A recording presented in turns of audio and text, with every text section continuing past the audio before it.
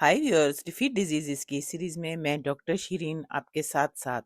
तो आज मैं आपको कुछ गाइडलाइन देना चाहती हूँ कि विटामिन्स जो हैं उनको कब और किस तरह लिया जाए, और उनकी जो भी कुछ मुनासिब डिटेल है, क्योंकि हमें से हर शख्स चाहता है कि वो सेहतमंद रहे और उसके जिस्म में कोई भी किसी भी किस्म की कमज़ोरी ना हो पाए, किसी विटामिन की कमी ना हो पाए। लेकिन बहुत से लोग अनजाने तौर पे, अपने तौर पे जो विटामिन्स ले रहे होते हैं, बल्कि फ्रैंकली से कि वो फाँक रहे होते हैं, वो गलत है। तो देखें, आपको मैं ये बताना चाहती हूँ, आप ये जान लें कि हर विटामिन एक जैसा नहीं होता। कुछ विटामिन्स खाने के साथ लेना ज़रूरी होते हैं, जबकि कुछ खाली पेट भी लिए जा सकते हैं। अगर आप सही वक़्त पर सही विटामिन लेंगे ना, तो उसका फ़ायदा भी ज़्यादा होता है। तो चाहें, सबसे पहले जानते हैं कि विटामिन्स कितनी इकसाम के होते हैं। ये ना असल में 2 ग्रुप्स में तक़सीम होते हैं। एक तो होते हैं फैट सॉल्युबल विटामिन्स, यानी चर्बी में घुलने वाले, और एक होते हैं वाटर सॉल्युबल विटामिन्स, यानी कि पानी में घुलने वाले। तो जो फैट सॉल्युबल विटामिन है, ये विटामिन जिस्म में चर्बी के साथ जज्ब होते हैं। अगर आप इसके साथ कोई चर्बी की कोई फैटी चीज़ नहीं खा रहे, तो ये नहीं जिस्म में एब्जॉर्ब होंगे। तो ये उसी के साथ जज्ब होते हैं और जिस्म में कुछ अरसा ज़ख़ीरा भी हो सकते हैं। अब इनमें कौन से शामिल हैं? ये हैं विटामिन है जो आँखों की सेहत, मजबूत क़ुव्वत मुदाफ़ियत, जल्द की सेहत और ज़ख्म भरने में मदद देता है। और कब लिया जाए? दोपहर या रात के खाने के साथ, जिसमें कि कुछ सेहतमंद चिकनाई ज़रूर हो, जैसे जैतून का तेल या एवोकाडो या फिर चिकनी मछली या फिर खुश्क मेवाजात आप ले लें खाने के बाद। फिर है विटामिन डी। यह हड्डियों और दांतों को मजबूत बनाता है, कैल्शियम जज्ब होने में मदद देता है और पट्ठों और क़ुव्वत मुदाफ़ियत के लिए बहुत अहम है। ये कब लें?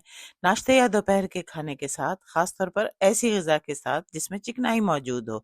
चिकनाई ग़िज़ा में मौजूद होना ज़रूरी है इन फैट सॉल्युबल विटामिन्स के लिए।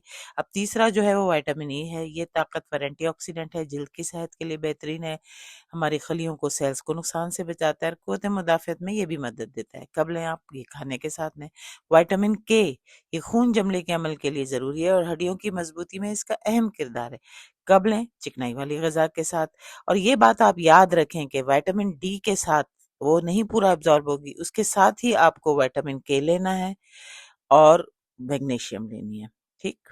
अच्छा, चलें अब वाटर सॉल्युबल विटामिन्स की बात करते हैं। ये जिस्म में स्टोर नहीं होते, ज़ख़ीरा नहीं होते, इसलिए इन्हें रोज़ाना खुराक या सप्लीमेंट से हासिल करना ज़रूरी है। अब इसमें क्या आते हैं? सबसे पहले विटामिन सी, वही है, इम्यूनिटी को, क़ुव्वत मुदाफ़ियत को बढ़ाता है, कोलेजन बनाने में मदद देता है, ज़ख़म जो अगर जल्द पे हो जाए उसके भरने में मददगार होता है और आयरन को जज़्ब जो है ना उसको बेहतर बनाता है, आयरन के जज़्ब होने को। ये कब लें?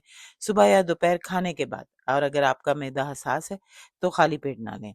विटामिन बी कॉम्प्लेक्स है, उसमें कई विटामिन शामिल हैं ना।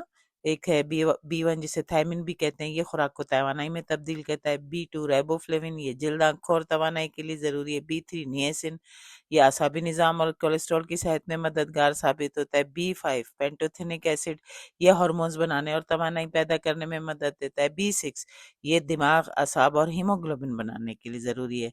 अब बायोटिन जो है वो बी7 होता है, वो बाल, जल्द और नाखूनों की सेहत के लिए मशहूर है। फिर आ जाता है फोलेट, वो बी9 है, वो नए खलिए बनाने में अहम किरदार करता है, ख़ास तौर पर हमल के दौरान।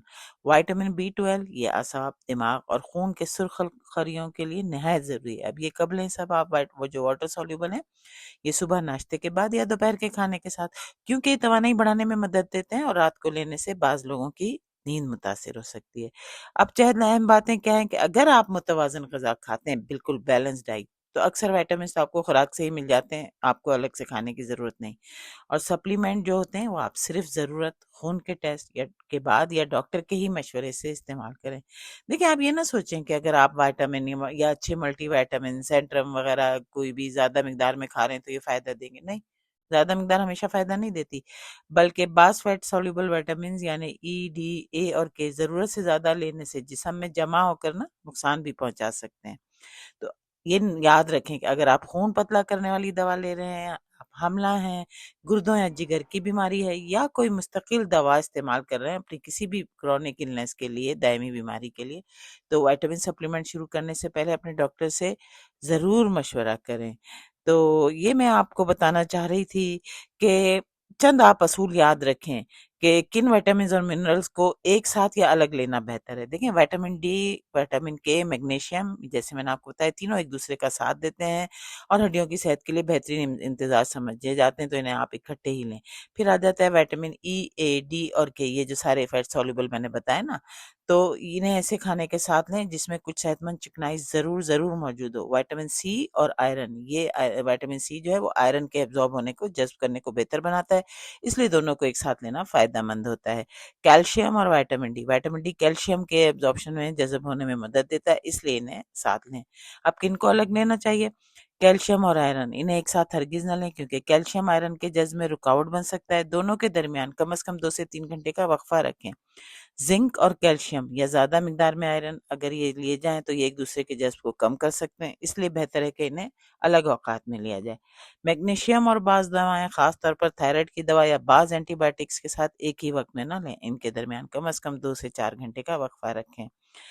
یاد رکھیں میں یہ جو آپ کو بتا رہی ہوں یہ سب آپ کی عام معلومات کے لیے ہیں۔ میں پھر آپ سے کہہ رہی ہوں کہ اگر آپ کسی بھی پرانی دینا کا شکار ہیں، پریگننٹ ہیں، حاملہ ہیں، بچے کو دودھ پلا رہی ہیں، یا پھر کسی بھی ایسی بیماری میں مبتلا ہیں جو آپ کے جگر، گردوں وغیرہ پہ افیکٹ کر رہی ہے، تو اپنے ڈاکٹر اور فارماسسٹ سے ضرور مشورہ کریں۔ تو میری ویڈیو کو لائک، سبسکرائب، شیئر کریں، کمنٹ کریں، میں آپ کے جواب دوں گی، اور یہ آگے ضرور شیئر کریں اپنے تمام جاننے والوں میں، تاکہ جتنے لوگ سنیں ان کا اس سے فائدہ ہو سکے اور وہ انجانے میں خود کو فائدہ سمجھ کے نقصان ہی نہ پہنچا دیں۔